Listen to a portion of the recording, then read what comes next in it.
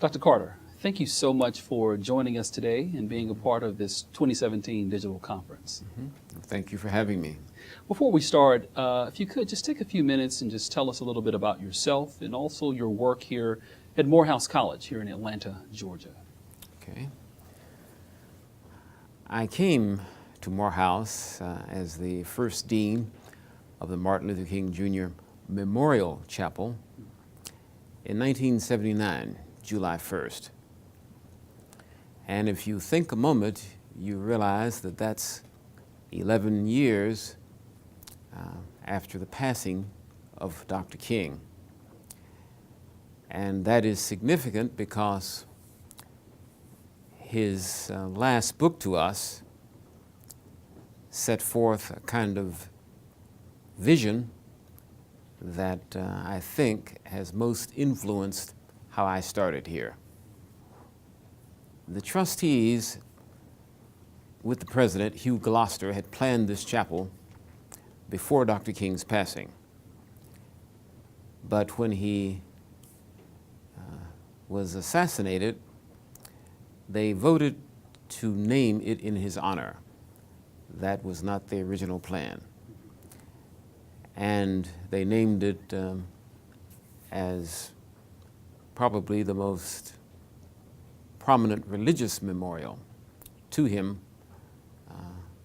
on the planet, as they were thinking about the kind of programming that would be organized here and the impact that it would have.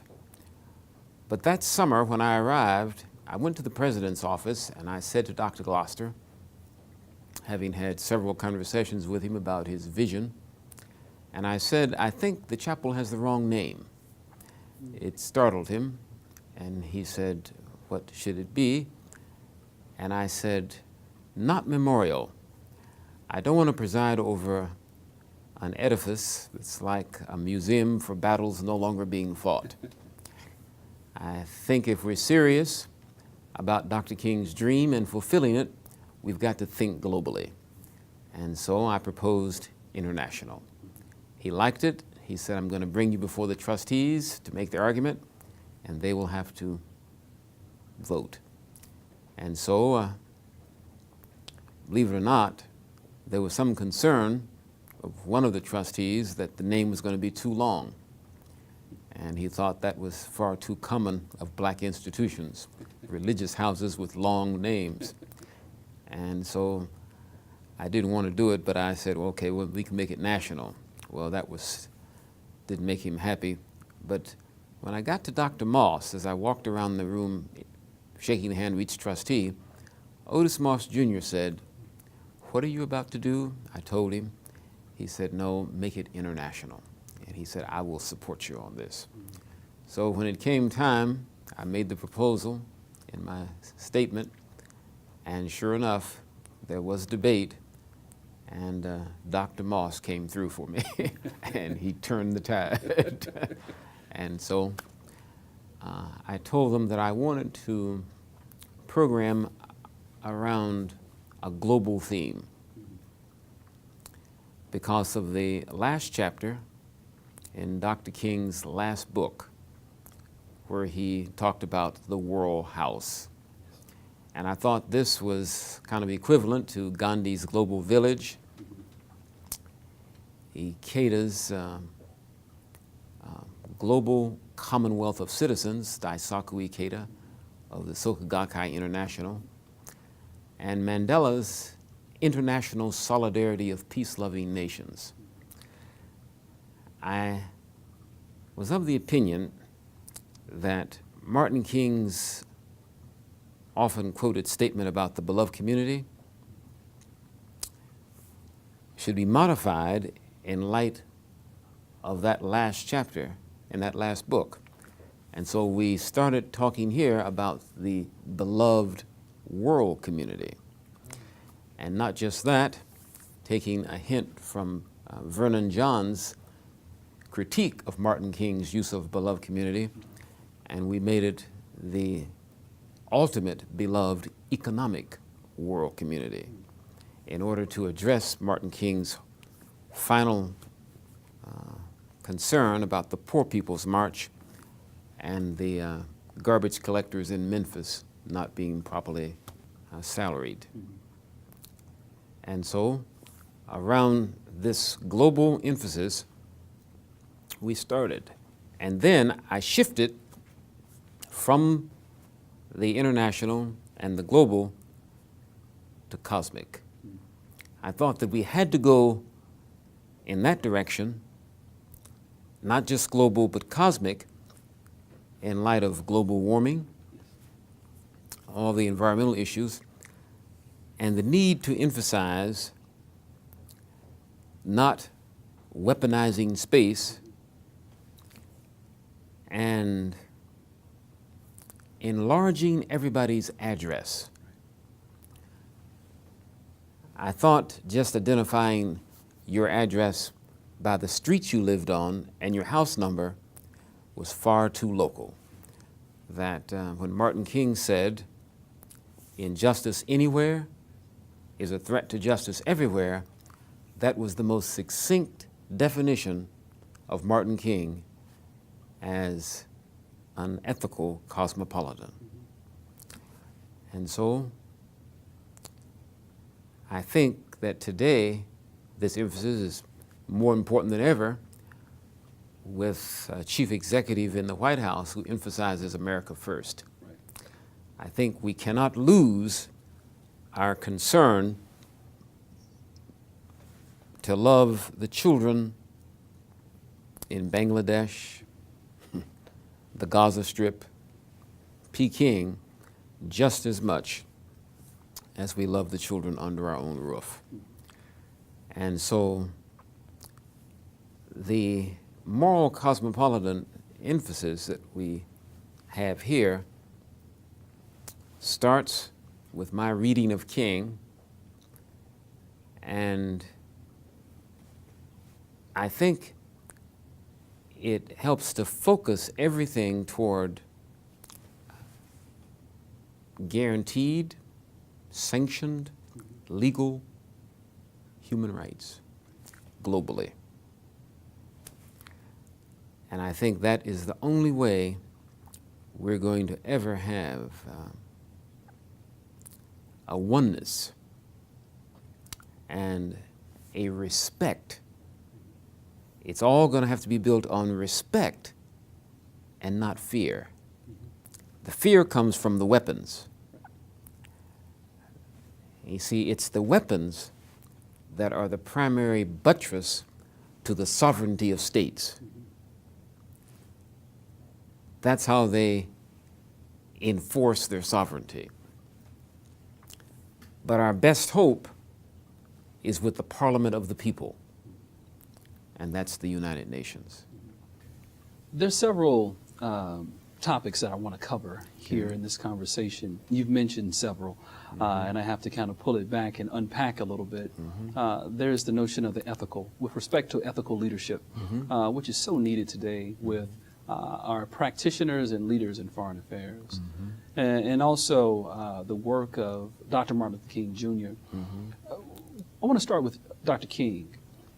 April 3rd, 1968, he mentioned in Memphis, Tennessee, "Only when it's dark enough can you see the stars." And I want to ask the question, if we could start here, how dark is the world right now? Well, I will begin to respond maybe by saying it seems strangely dark in a way that it doesn't seem to have been in recent history, because of the style and the nature of our national leadership. Never in my lifetime of being politically aware have we had a president who has given us so much evidence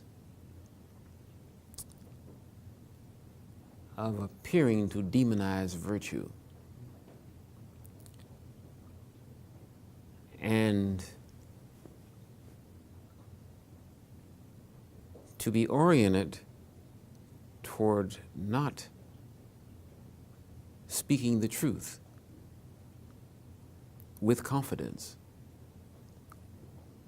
And he has come along during a time of the digital media where the camera never blinks. Right. And so there's so much documentation, and he seems to forge right on with what has popularly become known as fake news and alternative facts. And so, right off the bat, it appears we have an assault on the ethical and moral conduct coming from the White House that we've always looked upon as providing a certain kind of moral leadership and being a certain kind of model even for the children. And so the mockery that he made when campaigning of people who were physically different, I don't think there's any parallel to that we have experienced. So this has put more of an ethical imperative on the American institutions that have traditionally been the stewards of moral leadership and championing principled or ethical behavior. This is a time when we should not lower our voices, but we have to speak up and not be intimidated by the politics of a party.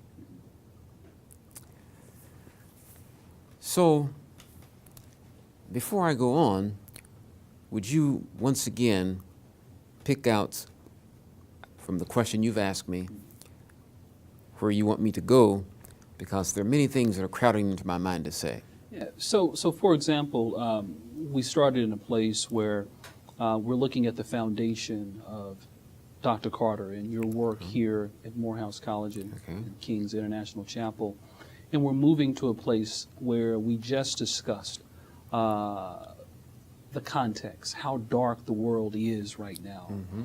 And from this place, I see us moving into a space where we can talk about moral leadership, which will arch into the cosmopolitan way. Okay. Okay. Now, when we talk about darkness, the idea that comes to me is that we seem to have reached a point of personified disrespect for the category of the person. Now, I could go far back in history. We could go to Emmett Till. But George Zimmerman is a good example. And the whole Trayvon Martin saga. In the state of Florida, there is a history with the government, with the courts, with elected officials, of supporting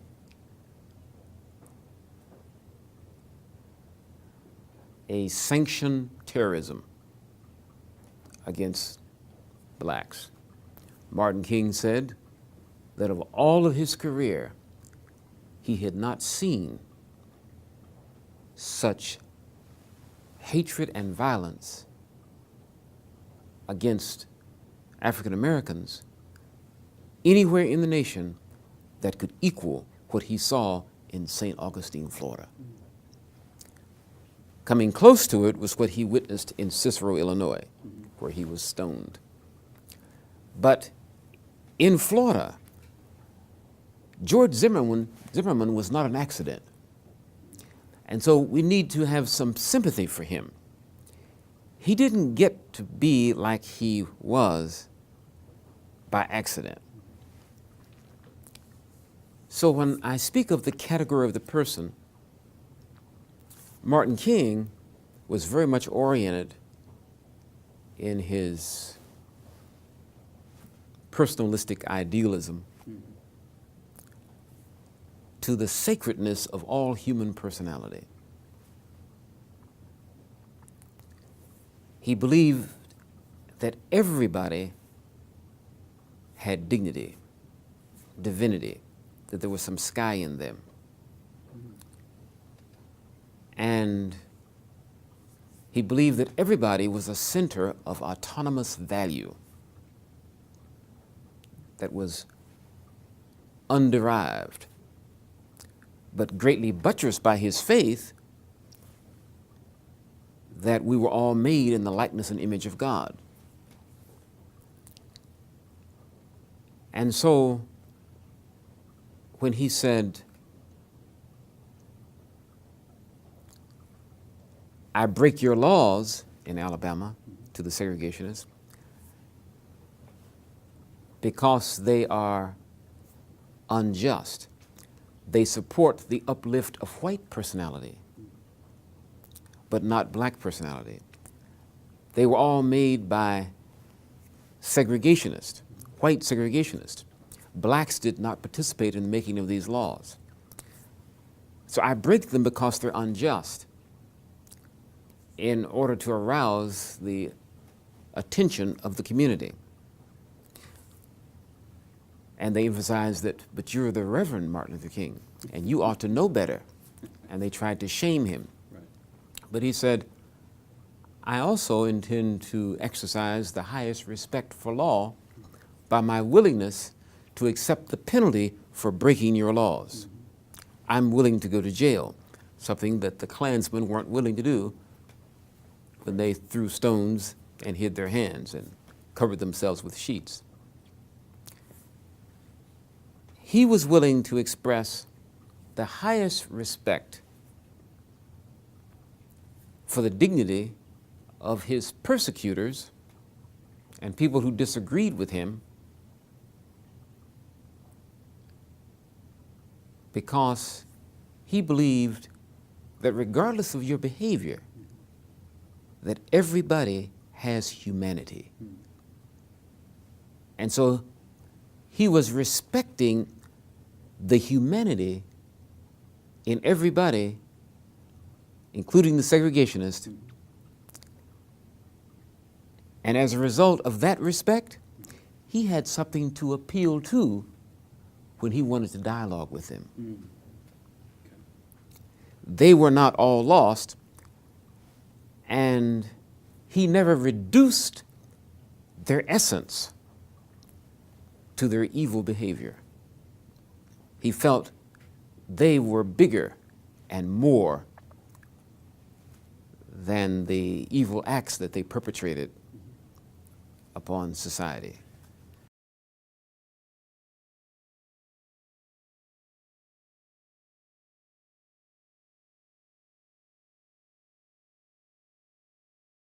Dr. Vincent Wimbush, thank you so much for joining us today.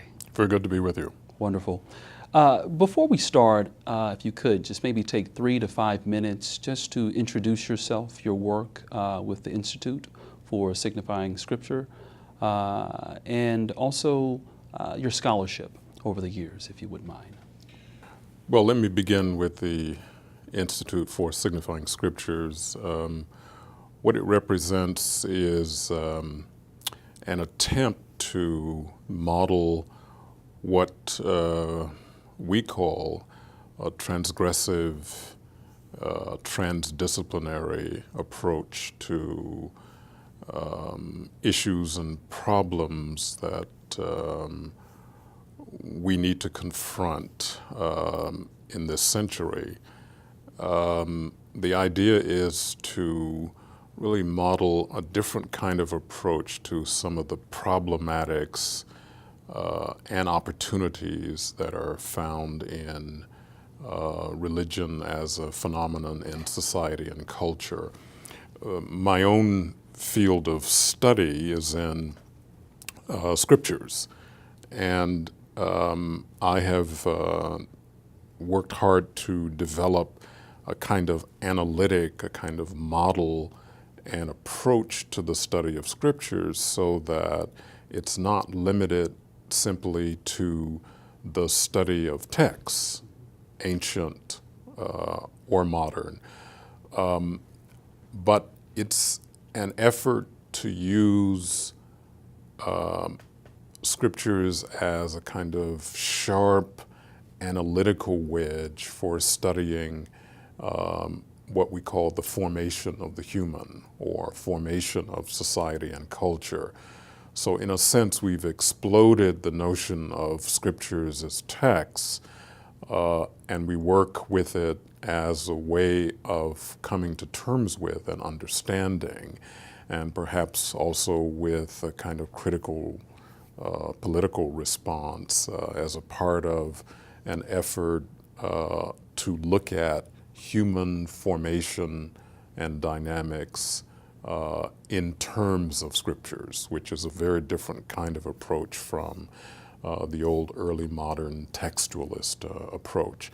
So that's what the Institute for Signifying Scriptures represents. I've come to this point in my work after more than 30 years teaching graduate students, doctoral students, MA students, and professional degree students, students interested in ministry, come to this kind of project after many years of making attempts at reform in those kinds of projects, because I became convinced that for the late, as it was the case when I began, for the late 20th century and the beginning of the 21st century, that these were not projects or paradigms that could really speak in a compelling way to the complexity of the human and to human formation. So I've flipped the understanding of scriptures from that of what was more or less kind of an apologetic project for elite religious formations to a point of exploding it to get a grip on human formation itself in terms of what we call the scripturalizing process or the scripturalizing dynamic, so that the kinds of issues that we're thinking about can be applied to domains far outside of what we think of in the modern world as religion. So we can apply it to the study of the socialization that is education, or to legal scholarship. There probably are very few domains in human adventure that cannot be subjected to the kind of critical, historical, comparative approach that we're experimenting with. I think one other thing I should add is that one point of inspiration or motor for the change that I'm associated with is my focus on the history of African Americans, or the African diaspora more generally understood, the history of these peoples and scriptures. So I've come to see my own interest in how I have been shaped as a part of that larger community as a historical scriptural dynamic. So in this case, we would understand the African diaspora as a modern scriptural phenomenon in response to larger North Atlantic elites' dominant uses of scriptures. So inherent in the whole project is a way of figuring out the levers of power, power in relationship to the uses of language, with scriptures understood as the ultimate politics of language, and in the modern world, meaning ultimate levers of power dynamics. This is a fascinating approach. The critical approach that you take in your work, it opens up a new space for us to really think about the reemergence, in a sense, the reemergence of religion in the public sphere. When I think about this, I think about the work of Eugene Habermas in Germany, the social theorist, as he talks about post-secularism and how the secularization thesis, in a sense, basically states that with the rise of religion in the public sphere, or rather with the rise of science and technology, the practice of religion would shrink or rather decrease. But that's not the case. Over the last half century, it's in fact increased quite a bit. Whether we're talking about in India, or we're talking about in the West, whether in Africa or the Muslim world in particular. With regards to Scripture, if we can kind of needle down a little bit and look at Scripture, I want us to just think about how Scripture is powerful in a sense, but it's meaningful. And what exactly makes a Scripture sacred or a text sacred to the point that men and women, non-state actors in society will use this Scripture in a way to invoke violence in society? Well, you know, you've addressed many knotty and complex issues. They can't all be fathomed and dealt with in our conversation today, but I want to back up a bit to try to address some of the categories you've used and some assumptions in. I'm thinking that we have made a big mistake in holding on to this sort of easy divide between the religious and the secular. It seems to me that that division has worked well for a set of politics that you know, most thoughtful people would recognize right away, so that it becomes rather easy to see elites in power all of a sudden enshrouded in the progressive notions associated with the secular domain and the backwards associated with religion. We've gotten beyond that, which is somewhat ironic because it's these elites who invented the very notion of religion itself that we take for granted. But you know, that's an irony that must be placed alongside many others. Now, here's what the work of reconceptualizing scriptures can do for us as we confront this or that conceptual problematic. I'm wanting to make scriptures as a category, as a phenomenon, less a thing associated with a text that can be made to be sacred or not. I think that's a thicket. And I'm wanting to use it as a kind of freighted, fraught abbreviation that opens up, if you will, the complexity of human interaction, the complexity of social formation, the complexity of the development of human consciousness and the politics appertaining thereto. So I use scriptures as a wedge to kind of open things up in a different way. So scriptures don't automatically have to do with something religious. What I'm discovering and what we're pushing as a part of the ISS project is scriptures as a fairly universal dynamic and phenomenon among humans.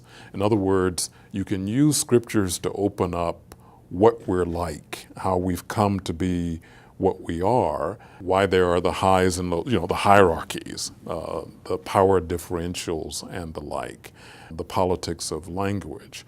So it's better if you play with us to try to understand scriptures as the potential for recalibrating, reconceptualizing really how we make and order and manage reality, meaning and truth and the like.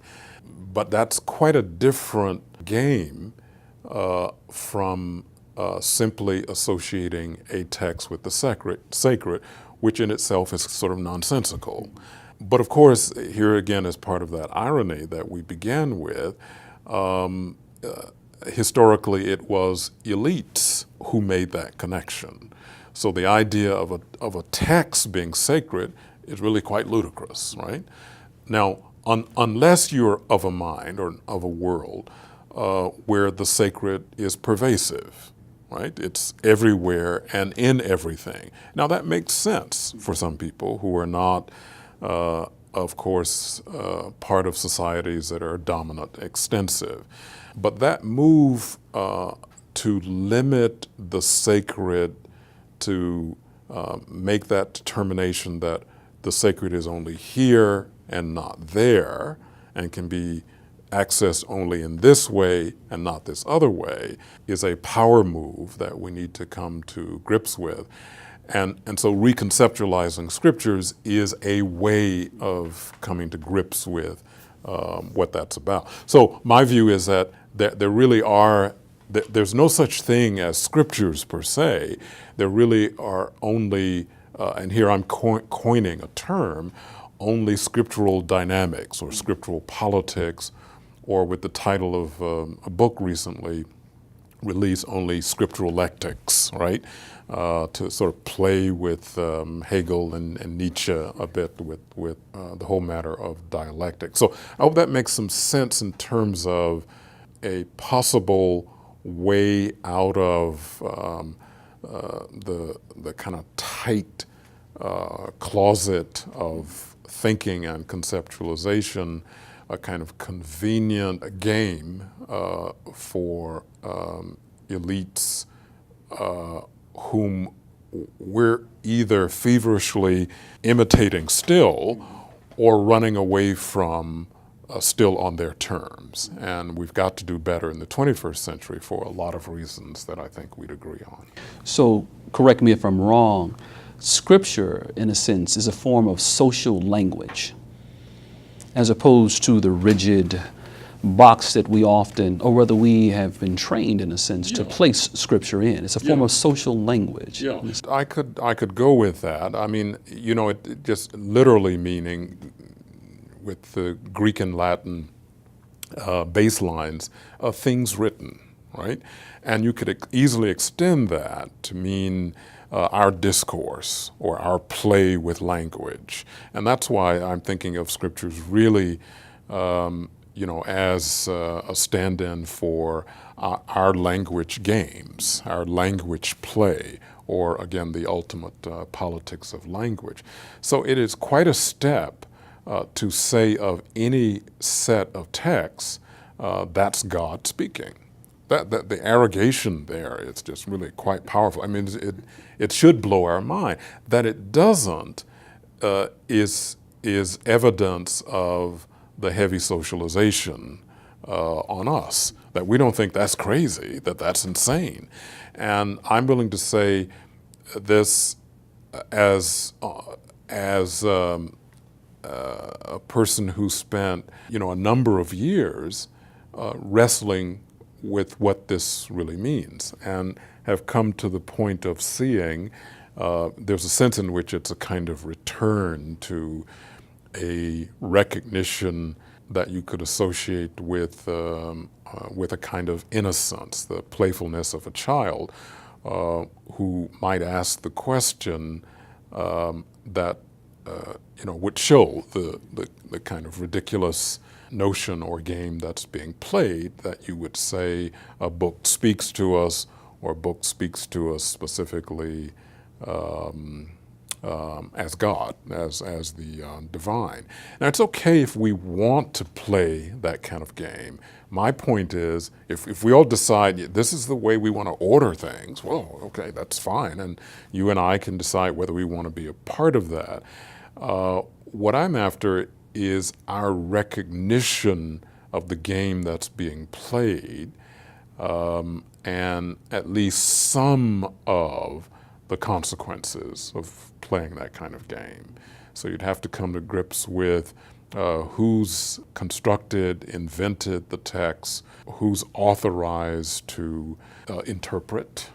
You know, these are all power games. So again, the phenomenon of scriptures is a kind of stand-in, I'm saying, not for an inert, flat text, right?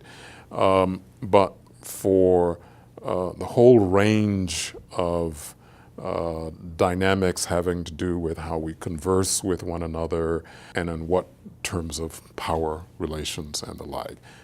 You know, obviously you'd have gender relevant as a part of this. In the modern world, racial and ethnic scripting is what I would want to call it, so that race itself in the modern world is a scriptural phenomenon, right? In terms of the way in which you use a text to make difference, and the way in which the thing written is frozen in place, as it were. So, you know, these and so many other issues, it seems to me that we'd want to come to terms with. But yes, some sort of language game or language play. This is what the study of scriptures should really be about, as opposed to what still remains part of the dominant paradigm today, whether with the iteration of the conservatives on the one hand and fundamentalists, or liberal progressives on the other end of the spectrum. They have more in common than what they would want us to believe, in the sense that they're still buying into this notion. It's a pretextual notion about how the text is to be assumed or made to work in society and culture.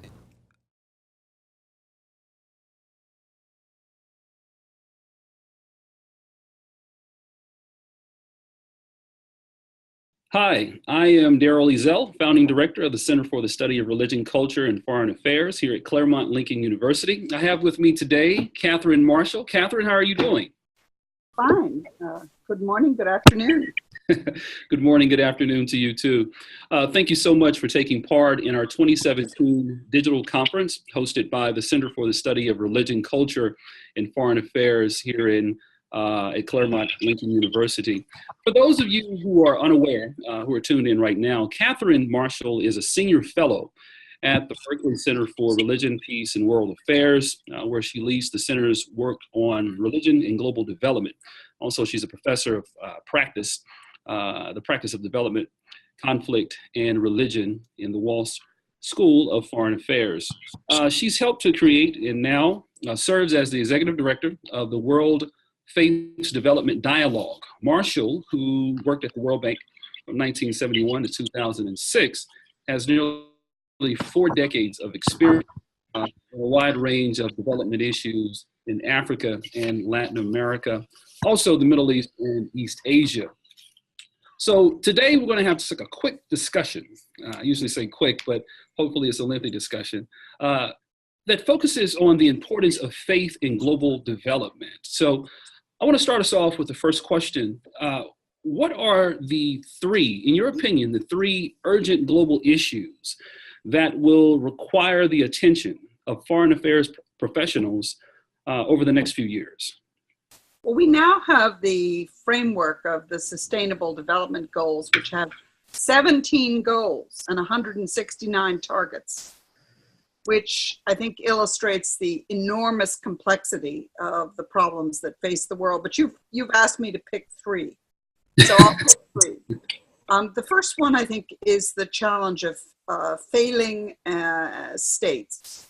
As some people say, there are about 75 countries that are probably headed in a positive direction, but they're somewhere between 30 and 50, and I think perhaps the number may even be growing, that are facing very serious problems that come under the broad heading of governance, which is conflict, corruption, lack of control over space, failure of law and order, etc. And it is those countries that I think pose the largest problems in the world.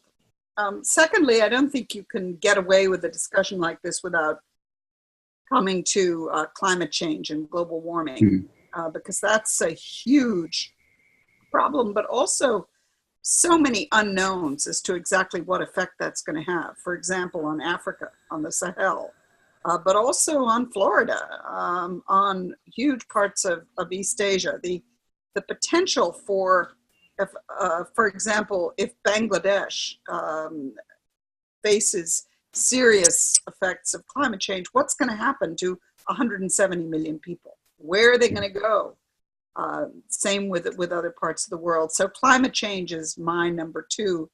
And my number 3 is the problem of inequality and the perception and understanding of inequality, that we have a world where there is a small portion of people who are doing extremely well from a financial point of view, but a very large number who are not doing well at all. And the understanding, the realization of what can only be seen as unfair inequalities and inequities in opportunity, but also in outcomes, I think is staring us in the face. And I think it's a problem that we have no solution for. There's an awful lot of discussion, lots of books, etc., but we're very far from having any kind of plausible approach to a solution.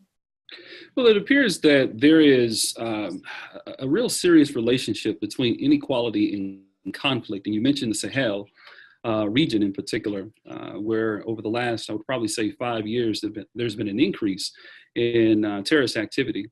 And one would argue in the West that if there are jobs and their resources, you wouldn't necessarily see these type of conflicts. But the inequality is deep-seated and deeply rooted. Could you speak about that just for a second? Well, the inequality is both between nations and within nations, and I'm not sure which one you're focusing on right now. Well, in particular to intrastate conflict. Intrastate conflict. Well, clearly, as you are suggesting, inequality is not a new problem. The fact that the rich were very rich and a very large number of people, a high proportion of populations were basically in conditions of slavery for much of human history is true. But what's completely different today is the visibility of it. The fact that people can see and are aware, and of course their understanding of it. I think we've come to have new understandings of the justice or the injustice that is involved in these enormous disparities in wealth. What this leads to, among other things, and this does bring us to the topic of ethics and of religion, is the understanding of people all over the world that corruption is a big part of why there are these huge disparities. I was reading something that suggests that when you ask people all over the world what's the number one problem that's really affecting your lives, corruption comes out as number one in a lot of cases. So it is, it's a chicken egg situation, and you can make a lot of arguments that corruption itself is not really the problem, but the point is that people perceive it, and they perceive it as an injustice. They don't think that there is any plausible ethical reason, anything grounded in their faith or in their understanding of the world, that means that it's right that some people have enormous wealth and others are trying to figure out how to get the next meal. Yeah, I'm thinking back to the Millennium Development Goals a little while back, and many of the scholars that worked on that project, Sachs and others, and how, poverty just trumps. I mean, it ranks as not only a major issue, here in the United States of America, still, but most importantly, around the world, and the major divide that's present and how conflict emerges out of that. Well, one thing that I'm hopeful for, especially as it relates to interfaith relations, is the fact that we're beginning to see a new set of interfaith actors that are cropping up, not only in the US, but around the world. If you could, just speak a little bit about the role of interfaith in promoting some type of conflict resolution and conflict transformation today in many of these hotspots where we're seeing these troubles. Well, let's back up a little bit, because we haven't really talked about the question of why religion anyway, why faith or any particular faith is important in all this. And just to make very clear, the essence of my starting point of my work is that you will have a religious dimension to any issue. Right. So we were talking about the Sustainable Development Goals. Out of 169, I would be very happy to try to identify religious dimensions to each one of them. I also think that the religious dimensions are especially important in these failing states and in the poorest communities, both because poor people tend to look to their religious faith, but also because there are fewer competitors in a sense. In other words, the religious institutions are omnipresent. They're visible, they're part of the landscape. So it's an absolutely critical part of life in any one of the 30 to 50, 60 countries that you might call fragile or conflict states. Now, clearly there's an enormously complex religious landscape across the world with we have an estimate now that something on the order of 85% of the world's population has some kind of a religious affiliation. Right. And there are so many denominations that no one is able to count, different traditions, particularly in areas where conflicts and tensions, whether it's around land, whether it's around cattle versus agriculture, all of these different areas, when it has a religious manifestation, clearly the tensions among different Muslim, Christian, etc., can spark these conflicts. So in those situations, having the religious leaders and the religious communities come together in some fashion and as an interfaith body of some kind can have enormous importance and can help to diffuse tensions in the same way that when religious leaders pour oil onto the flames, it can make them much worse.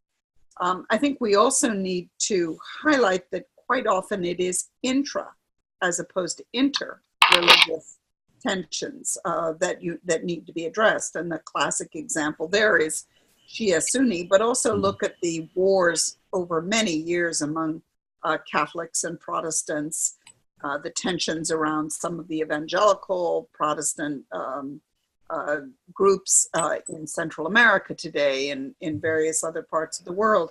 So it's the idea that leaders, but also even now at the grassroots level, that people try to come together to have a better understanding among different communities, which often have a religious focus in trying to work out the problems and move towards a solution.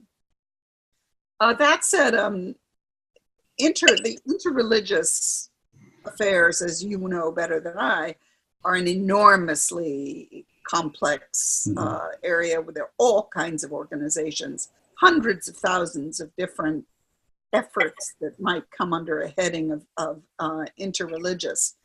But they do fall on a very wide spectrum that in some senses starts with theologians arguing over their truth claims and arguing over the practice, the ways in which practice reflects faith. So you have an ancient history of the scholars and theologians debating these matters.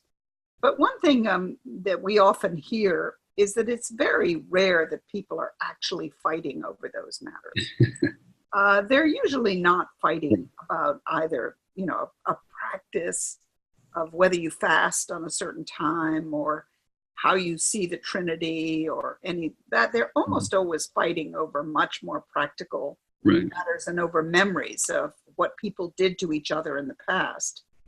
And I think that leads on this spectrum that I'm trying to define between sort of theory, what some people cynically call angels dancing on a pin, all the way to very pragmatic efforts. And one of my favorites there is an interfaith initiative that I worked with at one point in Ghana on garbage and sanitation. And you had a whole group of religious leaders, and they called it, including the Muslims, the Crusade Against Filth. And they came together in the hopes that they would be able to clean up the city before a big sporting event. And they worked together to have radio broadcasts, and congregations and mosque communities come together to clean up the city. And that was a wonderful example of a very practical, how can you get more practical than garbage and sanitation effort to try to come together. And the sequel to the story is, frankly, this group had hopes, I was with the World Bank at the time, that they were going to get money out of the World Bank. But the World Bank is not completely up in the clouds. And it didn't really think that religious leaders were cut out to be garbage collectors. And so the money, which everyone was sort of hoping for, never materialized. But when there was an election and there were tensions around the election, this group of religious leaders knew each other. So they got on the phone and they talked to each other, and they found ways together to head off some of these tensions. So sometimes you have a direct benefit and sometimes you have an indirect benefit from that kind of interreligious engagement. I think that you're onto something here with regards to religious leaders focusing more so on social issues per se than on theological issues. Again, the fight is not necessarily with the Trinity. The fight is not necessarily around doctrine all the time. It's usually along the lines of what I argue is secular issues. I mean, you have economics, politics, water, the lack of water, the lack of resources, and the tension sometimes with political actors who use religion as a scapegoat to drive a wedge between certain groups. With that said, international religious, or better yet, international interfaith dialogue is prominent today and is actually working, whether, in Latin America, parts of the Muslim world, the Arab world, and also here in the United States. What are you seeing with regards to interreligious actors coming together?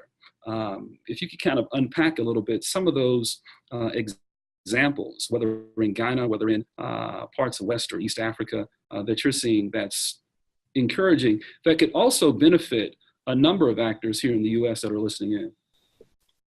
Again, I'm going to back up a little bit and with a story because I think it leads into some of the answers to your question. I've been on a number of panels and discussions recently where you'll have on the same platform one person who will say that the tensions in the Central African Republic are primarily about religious difference, Muslim-Christian divides, and who will argue pretty strenuously for that. And then you'll have somebody on the same platform, same day, who will say this has absolutely nothing to do with religion.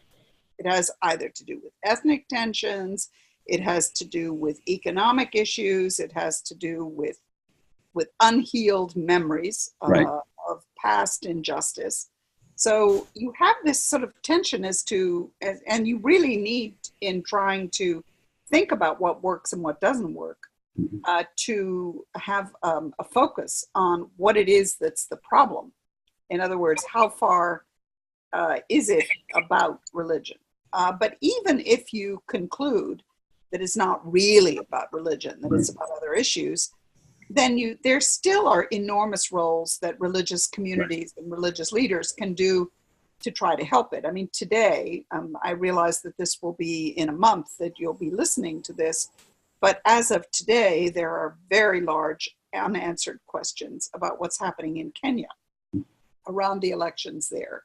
And one question is, what can the religious leaders do? Have they done what they should be doing together as well as individually to try to make sure that tensions don't erupt in Kenya following what has been a very contentious election? So you have clearly efforts that are focused at the national level and that can be very directly involved in conflict resolution. For example, having interreligious groups go to a church or mosque when it's threatened by angry mobs so that they stand together in protection. We have wonderful images from all over the world about that happening, Egypt, other parts of the world.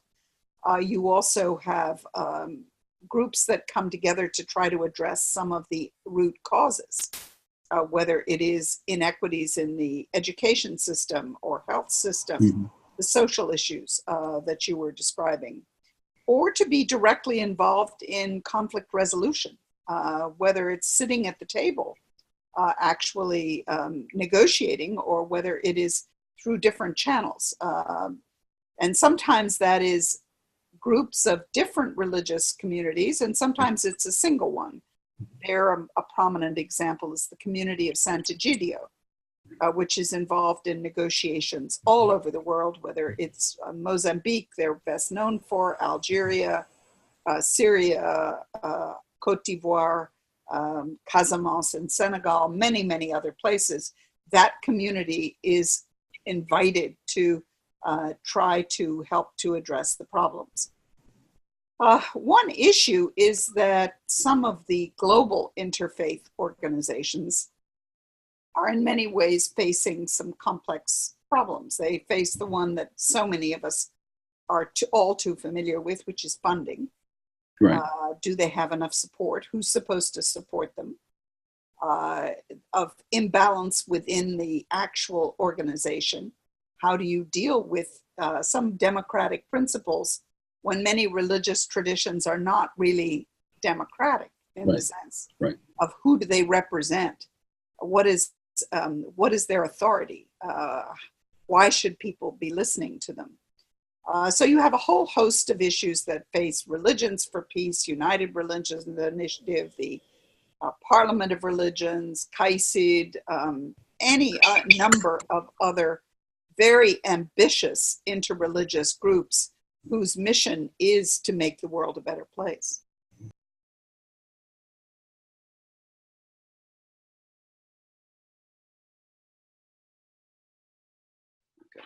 Hi, I'm Darrell Ezel, founding director of the Center for the Study of Religion, Culture, and Foreign Affairs here at Claremont Lincoln University.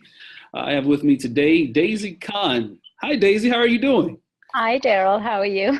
Doing good. I'm doing good. Thank you so much for taking time out of your busy schedule to be with us for the 2017 Digital Conference here at Claremont Lincoln University. For those of you tuning in today, Daisy Khan is Executive Director of the Women's Islamic Initiative in Spirituality and Equality, better known as WISE, a nonprofit organization based in New York City dedicated to building a unified, compassionate change movement of Muslim women committed to creating a peaceful and equitable environment. Daisy is one of the most prominent female Muslim leaders in the United States of America. As the executive director of WISE, Khan not only empowers Muslim women around the globe, but also tirelessly works to help non-Muslims better understand the true teachings of Islam and to build bridges of acceptance between faiths. This is extremely important to the interfaith movement, but most importantly to this conference, this digital conference that we're having. Daisy, I just want to jump right in and learn a little bit more about yourself and also your organization. So what role is your organization, WISE, playing in preparing women across the globe to promote social justice? So when we founded WISE in 2005, we discovered that the reason why Muslim women were not having the kind of voice that they could is because we were fragmented along certain lines. So some were secularists, some were traditionalists, some were spiritualists, and that fragmentation was preventing us from having speaking with a loud voice. So that's what WISE came along, and we wanted to sort of break that fragmentation down and unify this group of women leaders who were already doing immense work in their own communities. So we could strategize together and we could speak with one voice, because there are 750 million Muslim women around the world, and there was not an institution that spoke for us. So we think that our effort is one effort that can weigh in on what is happening globally, and the advances that Muslim women are making, but also the challenges that Muslim women face. And so WISE gives that voice to Muslim women, and also lifts the voices of those who are just not capable of speaking for themselves. That's awesome. You have several projects that are going on right now as well. I was perusing the website, and I noticed you all are everywhere doing a number of different things. What are some of the projects that you all are working on over there? So in the past, we have done work in Afghanistan where we have, basically been working with influential leaders like imams, and to convince them that women's rights are embedded in our scriptures, and that they have an obligation to lift the truth if they truly are, representatives of God on this earth. So with that, we have gone from 25 imams to 6,000 imams, where we go very locally into communities with, just small little reports where we discuss child marriage, we discuss, education for girls, inheritance rights, the rights that are embedded in our scriptures that Muslim women have that have been denied to them because of conflict and war and because of status quo and the kinds of challenges that Muslim women face. So that's in Afghanistan. In Egypt, we were eradicating female genital mutilation because that was an issue that was very had no relevance in our scriptures, and yet it was being promoted as a cultural practice. And in Pakistan, we've done work with domestic violence, training the law enforcement people. But then, we have been confronted with a really big challenge, which is affecting Muslims all over the globe, which is the rise of extremism and terrorism and violence in general. So we decided that it was really important for us to focus on that, and that's one of the biggest projects that I'll be working on, and which will be rolled out in the United States this October. Before we jump into the rise of extremism, I want to go back just a second and talk a little bit about education and the rights for women and young girls around the world. I noticed on the site that you all are doing a lot of work in that area. One thing that I oftentimes quote is that women's rights are human rights, and we should actually keep that in mind and keep that at the forefront of what we're doing, whether it's interfaith, whether it's peace building, peacemaking, making sure that women are at the negotiation table, right, conflicts are being resolved. Just a little bit about the importance of ensuring that young girls around the world have textbooks, are involved in literacy programs. This is extremely important. If you could just speak just a little bit about that, I would be happy today. Well, I mean, the Muslims have to be reminded that the very first thing, the first revelation that came to Prophet Muhammad was to read in the name of thy Lord. And then the Quran is full of all the verses that talk about increasing your knowledge, increasing your, thinking critically, expanding your mind. In fact, one of the 6 objectives of Sharia law or Islamic law is the objective of furthering the mind, which basically means furthering the mind means, furthering your intellect and education. So education is a right in Islam, but yet it's been denied to women because people with outdated attitudes come along and they think that the role of a woman primarily is one of being a caretaker or, being a mother. And that's fine, but that does not mean that women cannot gain an education, have a career, and do both. So we fight for that. And in Afghanistan, we fought for women's right to have an education and for girls to have an education. And I remember, recently there was a young girl who was denied education, And ultimately, we convinced the imam who spoke about that, convinced the father. And the father is so enamored because his young daughter is now, working for an NGO. And he was ready to marry her off at the age of 10.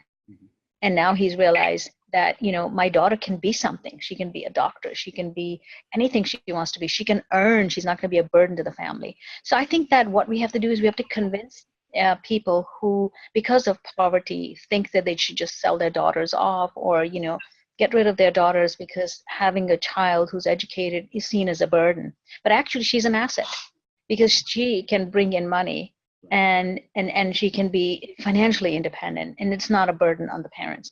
So we have to convince parents that way. At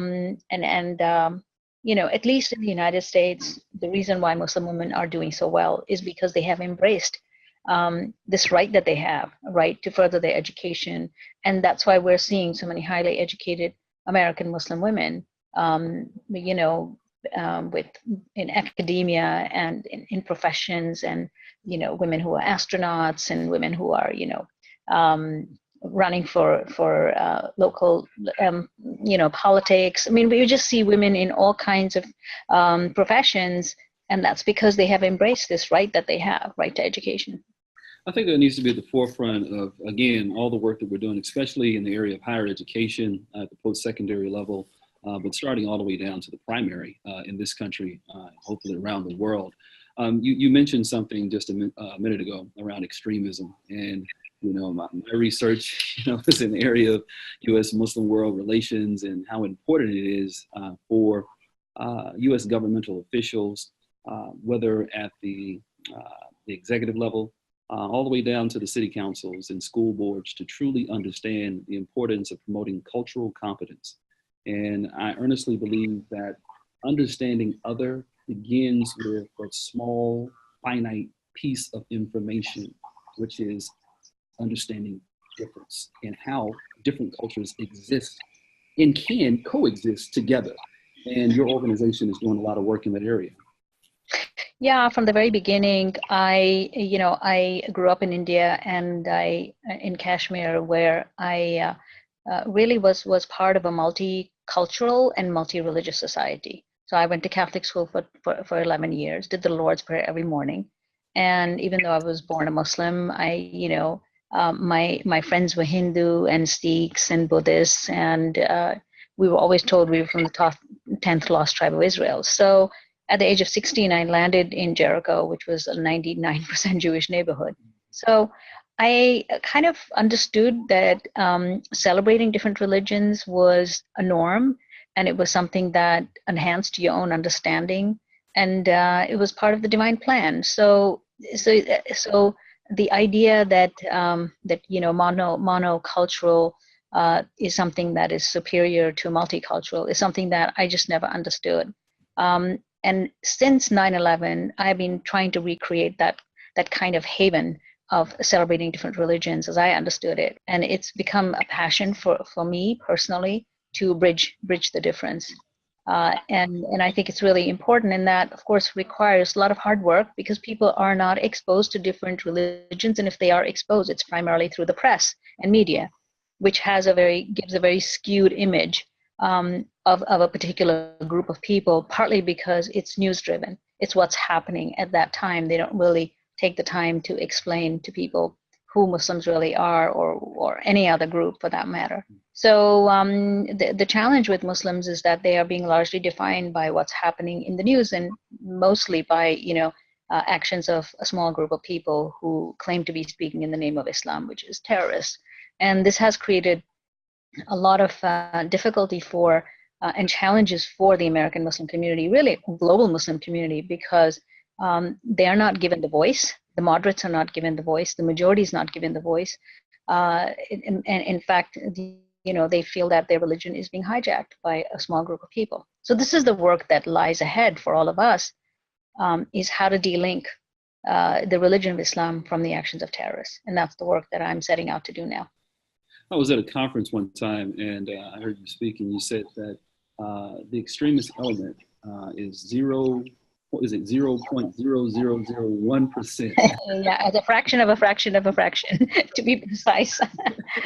Yeah. And how important it is for folks to, well, the non-Muslims in particular, to understand that. And that's just not in Islam, but that's with respect to the world faith. I mean, I think of Christians, individuals who, consider themselves to be Christian, but they're extremists. Buddhists who consider themselves to be Buddhists, but they're extremists. I mean, the list goes on, and the segmenting and the pointing out and saying that terrorism looks brown, terrorism looks Muslim in this country is just untrue. I'm sorry, I just have to call that out just in this conversation. Yeah, it's untrue, and I think that but facts don't always, you can't convince people with the facts only, and that is why we have to do an emotional appeal to our fellow Americans to really understand who Muslims are. So they get to have a personal relationship with Muslims. So they get to know who their neighbor really is. And everybody knows that, people keep saying that terrorism in the name of Islam is the biggest threat to America. We know that that's not a fact. Everybody has presented those facts. And but because our press gives so much air coverage to every terrorist attack that happens that is perpetuated by a Muslim, then it looks like that the issue is much bigger than it actually is. And so it gets prominence. You could get 24/7 coverage of an incident that happens. And this delinking is the work that needs to be done, and it needs to be done by Muslims as well as non-Muslims.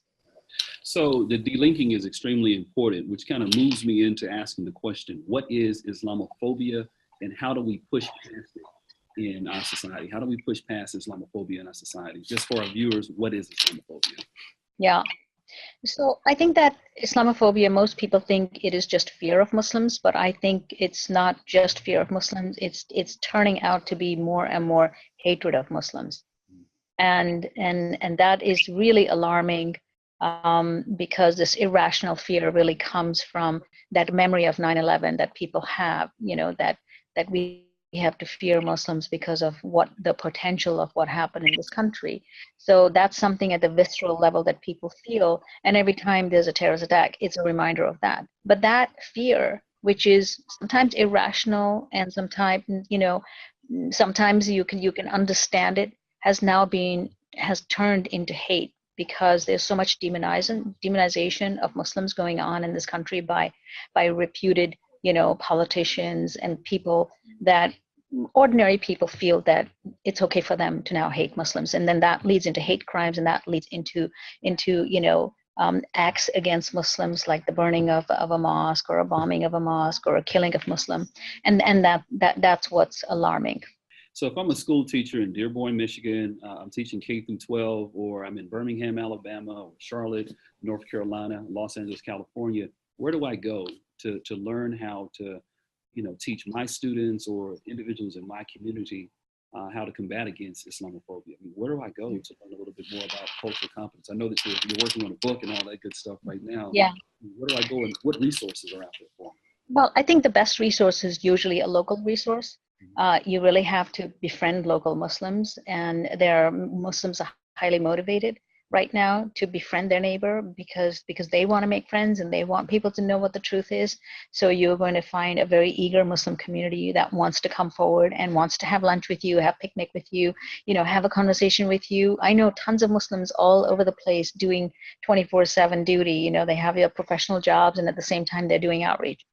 But we will be coming out with a book which is designed specifically to address the hot button issues and the confusion that people have in their minds, and provide some teaching tools for families, for teachers, for communities, for religious, for scholars, for academia. The book is called Wise Up, and there will be a website called wiseupreport.org.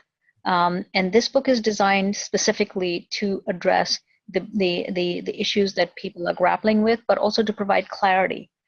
Very much so that people really understand a term, the term like jihad, which is always promoted and discussed by experts and all. You will see a real definition of it as Muslims understand it, and then you will see a false definition of it as promoted by extremist groups. So you will be able to see in black and white what the difference is, and you can self-educate yourself, because it's been written in such a way that it is really digested for the general public. So we've made it really easy for you to understand this. And so the book is going to be available to the general public. We will be launching this in October of this year, and we'll be doing a tour. So if somebody wants to bring us into their own community, they can. We'll be happy to go there. And the book has been authored by 60 contributors, so 60 credible people have come together to put this thing together.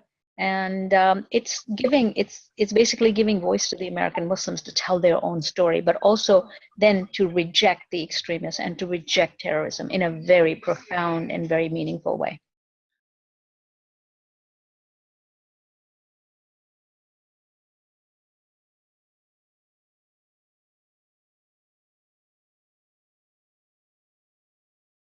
Dr. Park, thank you so much for joining me today. My pleasure. Great.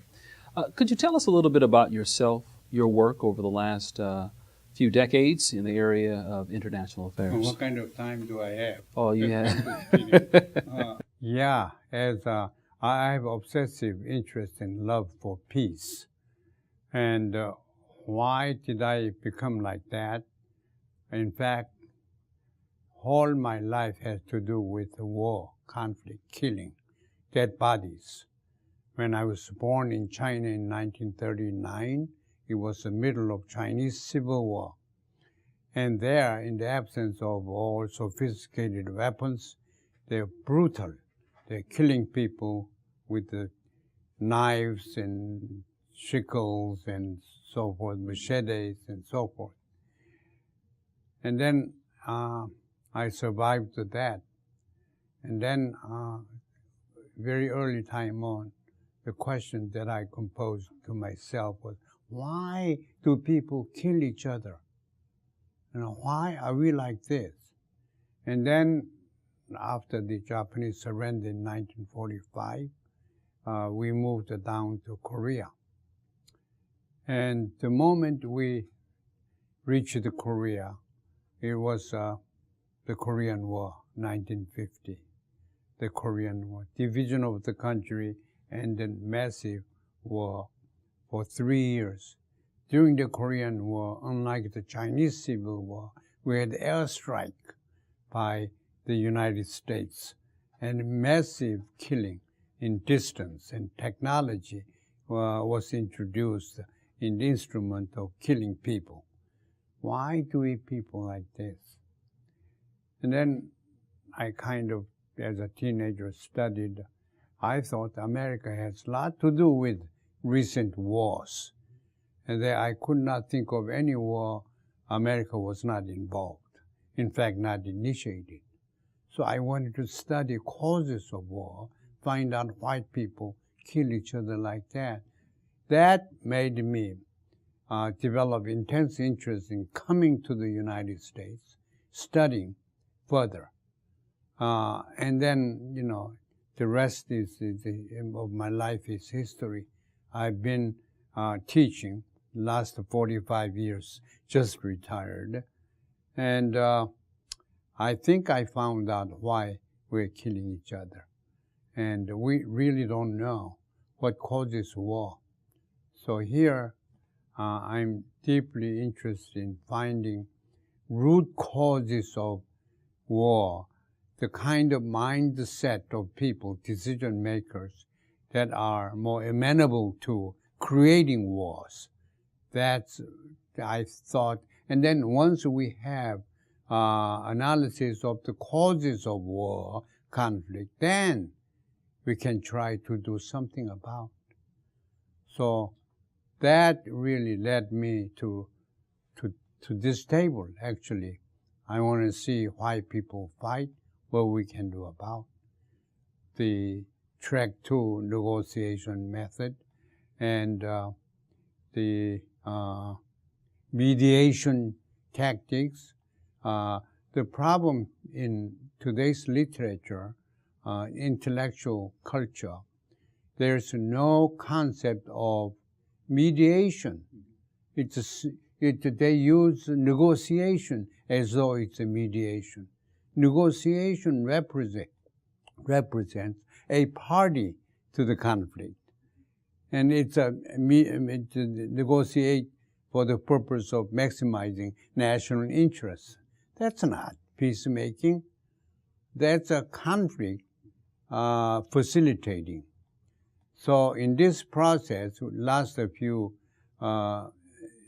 decades, we have seen explosive expansion of the security interest as opposed to peace interest. So I'm going somewhere where we have to replace the security paradigm with peace paradigm. We know how to do it tangibly. So before we, and thank you for that, before we move into these many different categories, I wanted to kind of take a step back and let's start in a place where we can talk a little bit about globalization. We see that it's intensifying, it's increasing. Human beings are moving across cultural lines of division across the world, not just in one state per se, but across the world. What is your interpretation of globalization and its impact on the world today? Globalization may be viewed differently, but the way we feel, the way we know today is globalization is almost synonymous with Americanization, unfortunately.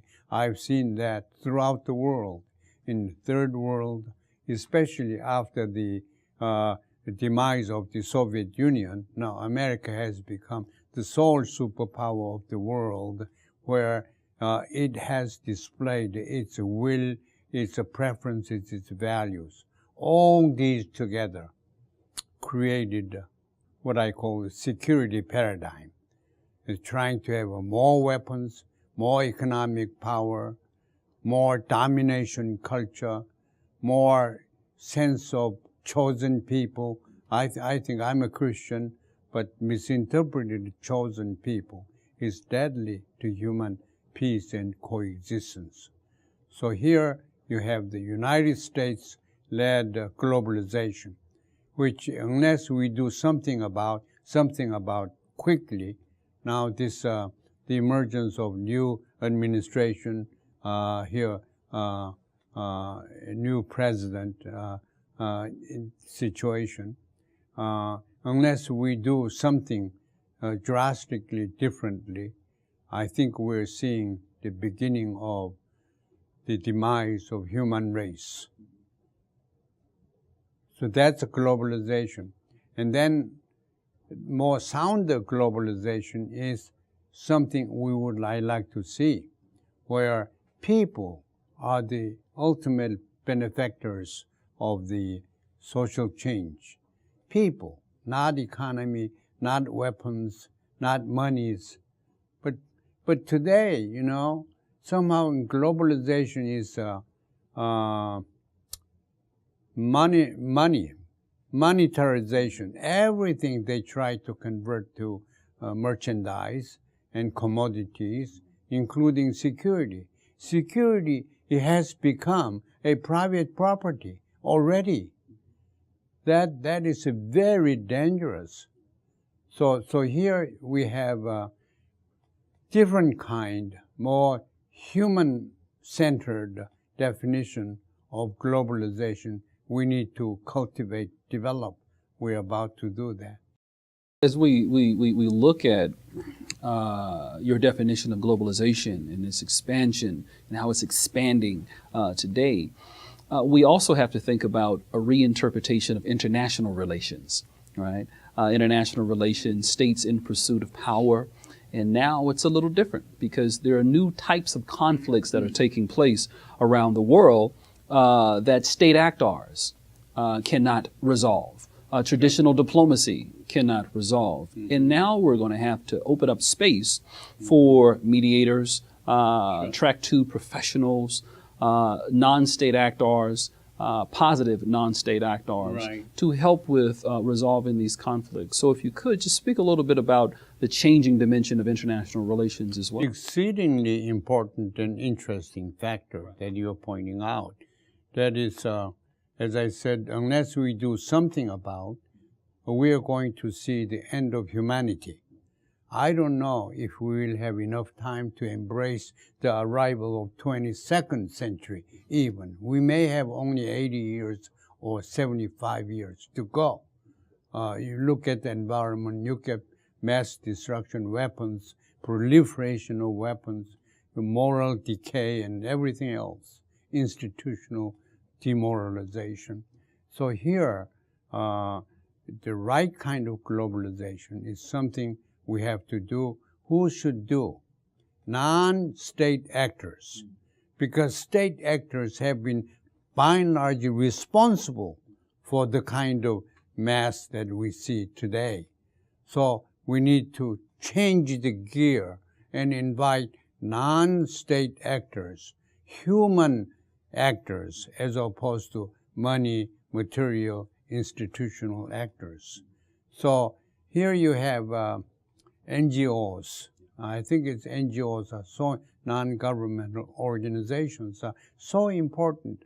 We have to develop a way of having these NGOs work together for the purpose of creating and maintaining peace. So here, NGOs, political entities are becoming exceedingly alike. They are power hungry. Power is backed up always by money. Money and territory and some spatial influence, and that's all. But if you look at non-state actors, we see real diversity. People are inherently diverse, and governments are not. So we need to introduce people in the mainstream of political life and decision-making in governance. That's where pluralism, political pluralism comes in. That's where true sense of democracy sets in. Democracy is a coordination by and maintaining positive some relationship amongst different diverse entities. States cannot do that. They're not used to creating positive sum games. So when we have private entities and organizations, we'll inevitably see diverse world, and diversity will be more integrated through harmony. So that the harmony is the creation of peace.